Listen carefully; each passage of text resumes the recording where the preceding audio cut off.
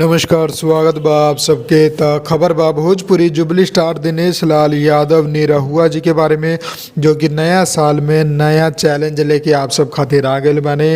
आप सबके बता दी, दिनेश लाल यादव निरहुआ जी एगो नया शूटिंग करल बाड़े, जो कि बा नाच बैजू नाच के। जी हाँ, जोना में उ एगो नचनिया बनल बड़े। आप सब देख सकतानी सामने स्क्रीन पर वो फोटो अभी कुछ मिनट पहले खुद दिनेश लाल यादव निरहुआ जी शेयर के लिए बड़े, और साथ में लिखले बड़े नया साल नया चैनल हैशटैग नाच बैजू नाच। जी हाँ, आप सब देख ही सकतानी। ई बा उनकर नया फिल्म के नया लुक, और पहला बार ऐसन किरदार में दिनेश लाल यादव निरहुआ जी नजर आवे जा रहल बाड़े, जोना में वो प्रॉपर पूरा फिल्म में नचनिया के कैरेक्टर के फॉलो करी हैं। जी हाँ, बाकी के जोन कहानी बा वो तो हमनी के बाद में पता चली, जब ट्रेलर आई, फिल्म आई, सिनेमा हॉल में दस्तक हुई।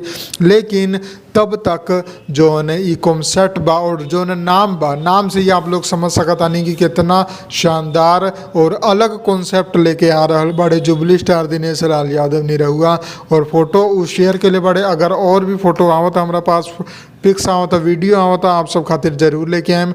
बस आप लोग चैनल के सब्सक्राइब करके बेल आइकन ऑन कर दी, और वीडियो पसंद आयल बा तो लाइक करके ज़्यादा से ज़्यादा शेयर कर दी। हम मिलम आप लोगन के अगला वीडियो में। तब तक खातिर जय हिंद, जय भोजपुरी, प्रणाम।